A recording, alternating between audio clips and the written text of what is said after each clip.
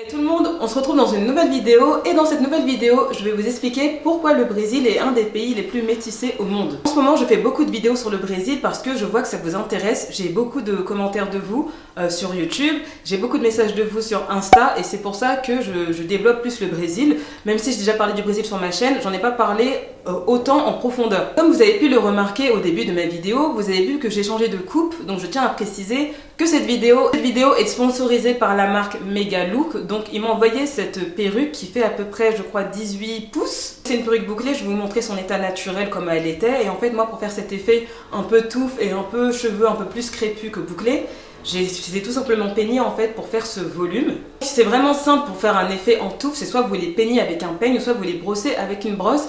Et ça vous donne ce résultat. Encore en train de me tâter si je vais les couper ou pas parce que moi j'ai la manie de couper toutes mes mèches parce que je n'aime pas les cheveux longs.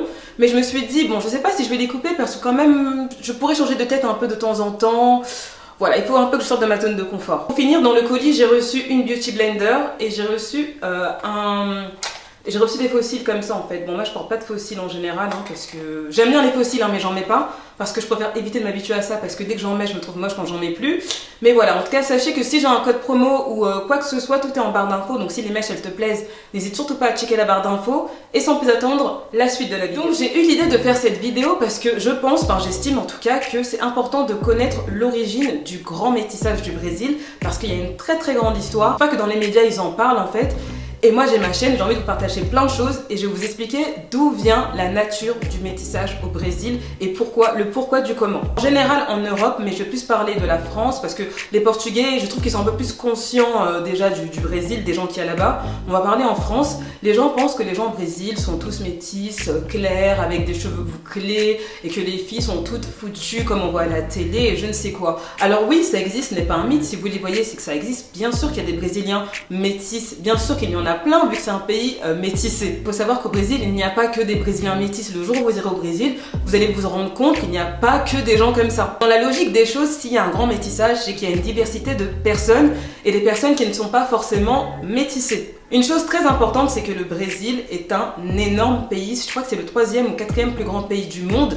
Il est énorme. En fait, chaque partie du pays en fait est séparée en États. Nous ici en Europe, c'est séparé en régions, mais tellement que le Brésil est grand, c'est séparé en États. Il faut savoir que d'un État à un autre, le peuple est complètement différent physiquement. C'est-à-dire qu'au Brésil, vous allez retrouver de tout. Donc, si vous êtes dans le nord du Brésil, tout ce qui est Amazonas, tout ce qui est Belém, tout ce qui est João Pessoa, tout ce qui est Paraíba, les gens ils sont plus typés indigènes en fait, c'est-à-dire amérindiens, donc les vrais natifs du Brésil. Voilà, donc en gros les indigènes qui sont les vrais natifs du Brésil. Si vous allez plutôt vers le Ceará, si vous allez plutôt vers le nord-est, Recife, bon de tête là je sais pas, Fortaleza et je sais pas quoi, les gens ils sont aussi typés indigènes mais plus on va dire une mixité d'Européens mélangés avec des indigènes, donc voilà, ils ont des visages assez particuliers et il y a aussi une population de métis, on va dire un peu noir blanc ou noir indigène. Après vous allez vers Salvador de Bahia, donc les personnes sont majoritairement noires ou métis, parce qu'il y a quand même beaucoup de métissage à Salvador aussi, et plutôt métis noir blanc ou métis noir indigène, et vraiment ça se voit quand ils sont noirs indigènes, ça se voit sur leur visage. Vers Rio, Sao Paulo, c'est plus soit des personnes blanches mais un peu bronzées, vous voyez, pas des personnes blanches claires de peau, ou très très claires, ou soit c'est des personnes noires ou métisses, encore une fois, et quand vous allez tout au sud du Brésil, donc vers Curitiba, Florianópolis, et après je sais plus, et là c'est vraiment des personnes blanches. Et je vais vous expliquer pourquoi. Ce qui s'est passé au Brésil, c'est que vers la fin de l'esclavage, en 1888, entre 1872 et 1888, il faut savoir que l'esclavage a été aboli au Brésil le 13 mai 1888 et que c'est le dernier pays des Amériques à avoir aboli l'esclavage. Et si je me trompe pas, il me semble que c'est même le dernier pays tout court à avoir aboli l'esclavage. Les colons qui étaient sur place, donc c'était les Portugais et les Hollandais, se sont rendus compte que vers la fin de l'esclavage, en fait, qu'il y avait trop de noirs dans le pays en fait. En 1872, ils ont fait une loi de blanchiment de la terre parce qu'il y avait trop de personnes noires dans le pays. Les Africains réduits en esclavage au Brésil étaient trop nombreux au Brésil comparé aux blancs colons qui étaient déjà sur place. Donc ils se sont dit qu'ils allaient créer une loi, donc je vous mettrai de toute façon le nom de la personne qui a créé cette loi-là, de blanchiment du pays. Donc ce qui s'est passé, c'est qu'ils ont fait appel à des pays européens pour venir immigrer au Brésil afin de blanchir la population, que tout le monde se mélange pour que la population soit beaucoup moins noire. Il faut savoir aussi qu'il n'y a pas qu'au Brésil qu'ils ont tenté de faire cette loi de blanchiment du peuple.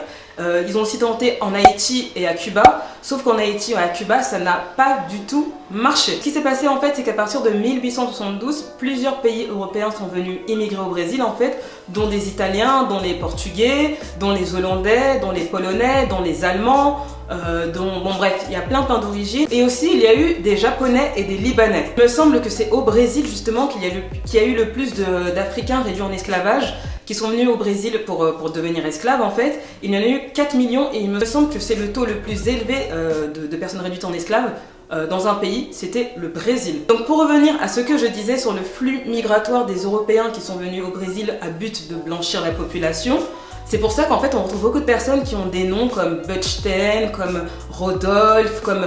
Voilà, il y a vraiment des noms, il y a des Brésiliens qui portent des noms qui ne sont pas brésiliens en fait. Bakoski, des trucs ski, des trucs machin, des trucs voilà, qui n'ont rien à voir avec Da Silva, dos Santos ou que sais-je. J'ai aussi parlé des Japonais plus tôt. Il faut savoir qu'après le Japon, le Brésil est le deuxième pays au monde où il y a le plus de Japonais. Beaucoup de Nippo-brésiliens, il y a beaucoup de Brésiliens aussi qui ont des noms de famille japonais. Il faut savoir que tout ce flux migratoire, toutes ces personnes européennes et japonaises qui sont au Brésil, il y a aussi les Libanais. Il faut savoir que s'ils demandent la double nationalité, ils l'ont. Donc la plupart d'entre eux qui sont descendants des Italiens, des Portugais ou des Allemands ou que sais-je, ils ont en général la double nationalité. Donc depuis 1872, on recense à peu près plus de 6 millions de personnes qui sont venues, enfin européennes, qui sont venues immigrer au Brésil. Ça c'est un détail très important pour comprendre pourquoi le pays est autant métissé et autant mélangé, et pourquoi il y a un mélange aussi énorme. S'il n'y avait pas eu ce flux migratoire, aujourd'hui le Brésil serait un pays à 90% noir. Il y aurait forcément eu des métis par rapport aux colons qui seraient restés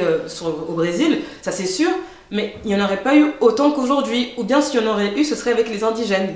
En gros, cette loi du blanchiment a eu pour but, enfin je pense vraiment que ça a eu pour but, d'éradiquer les Noirs du Brésil parce que le pays était beaucoup trop coloré et qu'il fallait là blanchir tout ça. Malgré tout, après le Nigeria, le Brésil est le deuxième pays au monde qui recense le plus d'afro-descendants. Et la ville de Salvador de Bahia, juste après le Nigeria, est l'endroit au monde où il y a le plus de Noirs. Je ne sais pas si vous vous rendez compte, ça veut dire que le Salvador de Bahia, cette ville toute seule, est la deuxième ville au monde à avoir le taux de Noirs le plus élevé. Ça veut dire que cette ville dépasse même d'autres pays d'Afrique. Je trouve juste ça fou parce que c'est quelque chose que j'ai appris il n'y a pas très longtemps et j'aurais pas pensé qu'une ville en dehors ou un pays en dehors d'un pays du continent africain pouvait recenser plus de Noirs qu'un pays d'Afrique. Enfin, je me dis waouh, c'est un truc de ouf quand même, surtout pour un pays qu'on a tenté de blanchir. Et la tentative de blanchiment, on va pas mentir, elle a bien réussi au Brésil en tout cas. Il faut savoir que pendant l'esclavage, en fait, il y a eu beaucoup de mouvements de résistance dans tous les pays où on a réduit des personnes en esclavage, donc aux Antilles, donc aux États-Unis, en Amérique du Sud. J'en avais aussi parlé sur San Basilio de Palenque l'année dernière, en Colombie. Si tu ne connais pas cette vidéo, je t'invite à regarder une vidéo que j'ai fait dans un village d'afro-descendants africains. En Colombie. Je t'ai mis quelque part dans le i, je sais pas si c'est là ou si c'est là, je sais jamais. Donc, pendant cette période d'esclavage au Brésil, en fait, il y a eu des mouvements de résistance tels que les quilombos. En fait, les quilombos, c'était tout simplement des Africains réduits en esclavage au Brésil qui travaillent dans les plantations de canne à sucre. Ils ont beaucoup exploité ces personnes-là pour la canne à sucre justement. Et les quilombos, en fait, c'est un mouvement qui a été monté par des personnes réduites en esclaves. Donc, c'est des personnes qui s'enfuyaient et qui allaient se cacher dans des plantations, tout ça, pour ne plus être esclaves, comme dans beaucoup de pays. C'est quelque chose qui est assez connu. Ce mouvement des quilombos a une ampleur considérable en fait à l'époque de l'esclavage parce que ça a duré un siècle. Donc pendant un siècle, des personnes ont résisté, ont été aussi dangereuses vis-à-vis des colons parce qu'elles savaient se cacher dans les plantations, dans des montagnes, tout ça, comme j'avais dit aussi à San Basilio de Palenque l'année dernière en Colombie. La résistance a duré un siècle et en fait, il faut savoir que les quilombos, c'était soit des groupes par 2 ou 3 ou 4 personnes qui résistaient. Le quilombo le plus connu et le plus grand, c'est le Quilombo dos Palmares, dont le chef était Zumbi dos Palmares. Je vous ai fait une vidéo dessus sur la ville de Salvador, la ville la plus africaine du Brésil, que je te mets quelque part dans le i où j'en parle. Mais son quilombo à lui a été le mouvement le plus connu et le plus grand. Alors qu'il reste des quilombos au Brésil, il y en a à Salvador et il y en a à Rio. Donc voilà, en fait, ils ont des terres. et le gouvernement leur a laissé les terres. En gros, ils sont propriétaires de ces terres-là, et les descendants de Quilombo, en fait, ils se battent encore pour garder leur identité, et ils sont très fiers d'avoir fait partie de ce mouvement qui a été mais hyper important pendant l'époque de l'esclavage au Brésil. Savoir aussi, c'est qu'il y a une date très importante au Brésil qui est le 20 novembre, qui est un jour férié depuis 2003 il me semble, qui représente a Consciência Negra, ça veut dire la conscience noire. C'est un jour férié pour célébrer la résistance face à l'oppression. Cette date est destinée à célébrer l'anniversaire du décès de Zumbi dos Palmares, qui a été assassiné en 1695 par l'armée portugaise, qui l'ont coupé la tête et qui l'ont mis, je crois, sur la place publique à Recife. C'est dans le nord-est du Brésil, hein, je vous invite à taper sur Google. Et voilà, donc depuis 2003, en fait, les Brésiliens ont choisi cette date pour célébrer la conscience noire. Et je trouve ça très important parce qu'ils ont carrément fait un jour férié dans le pays. Et je pense que ça a vraiment été une lutte pour les afro-descendants du pays, en fait. Et c'est quelque chose de très important. Une autre chose aussi, c'est qu'on enseigne l'histoire de l'esclavage au Brésil dans les écoles depuis 2003. Je ne sais pas si vous vous rendez compte que depuis 2003. Genre, c'était hier. Mais j'ai envie de dire ça, mais en même temps, en France, après je sais pas dans les autres pays d'Europe, mais je sais qu'en France aussi on l'apprend, l'histoire de l'esclavage. Mais pour moi, c'est pas l'histoire de l'esclavage, parce que moi, ce que j'ai cherché de moi-même, les livres que j'ai lus, ce que j'ai pu me documenter sur internet et tout ce que j'ai fait, en fait, j'ai pas appris ça à l'école. Alors même si on a un chapitre en France dans les collèges qui survole carrément ce sujet, qui est hyper important, et moi, j'invite à n'importe qui, hein, que tu sois blanc, que tu sois noir, peu importe, parce que pour moi, l'histoire d'esclavage, elle touche le monde entier, parce que ça a été un crime contre l'humanité, et c'est quelque chose de très important à savoir. Et pour moi, en France, on ne nous l'apprend pas assez, et il ne faut pas attendre que ce soit les enseignements qui nous l'apprennent. Il faut aussi chercher de nous-mêmes, et même vous, pour vous instruire, et comprendre aussi comment un pays a pu être construit, comment un pays a pu être établi, et connaître l'histoire d'un pays, par exemple comme le Brésil. Il faut se renseigner, vous voyez. Et pour moi, l'histoire de l'esclavage, elle a commencé en Afrique par les personnes qui ont été déportées, mais il y a eu une suite en fait. Et il faut aussi aller dans les pays, tout ce qui est Caraïbes, tout ce qui est États-Unis, tout ce qui est Amérique du Sud, pour comprendre l'entièreté de l'histoire. Parce qu'il y a eu des luttes, il y a eu des choses très importantes, et que les gens, je pense, hein, ça c'est que mon point de vue, les gens ne doivent pas que se cantonner à ce qui s'est passé en Afrique. Il faut aussi voir ceux qui ont été déportés, ce qui s'est passé chez eux, et ceux qui continuent à lutter pour garder leur identité afro. Et c'est très important parce que c'est encore beau. Je dirais pas que c'est plus fort, mais c'est très fort en fait. Voilà comment en fait le Brésil a été construit, pourquoi le Brésil est aussi métissé. Et il faut savoir que le Brésil, il me semble que c'est le pays le plus métis au monde, et que voilà, tout le monde pense que voilà, c'est métis, tout le monde vit bien, tout le monde vit en harmonie, tout le monde vit heureux. Il faut savoir que cette image qu'on nous montre du Brésil, du métissage, du blanc aux yeux bleus à la noire, à la plus foncée avec ses cheveux crépus, vivre en harmonie, c'est pas vrai, c'est qu'une image en fait, c'est pas comme ça que ça se passe en fait au Brésil. C'est aussi une réalité à savoir, c'est que les gens ne vivent pas en harmonie, que les gens qui sont clairs de peau, donc on va dire les descendants européens, allemands avec des noms de famille un peu allemands ou je sais pas quoi, ce sont eux l'élite au Brésil, ce sont eux qui ont de l'argent, ce sont eux qui vivent dans des grandes baraques à Sao Paulo.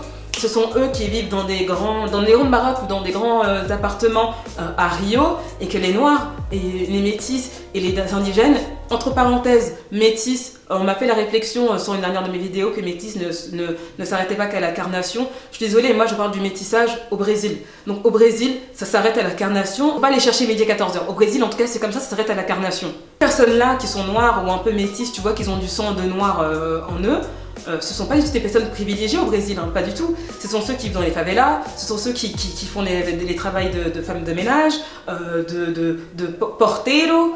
Je sais pas si ça existe en français.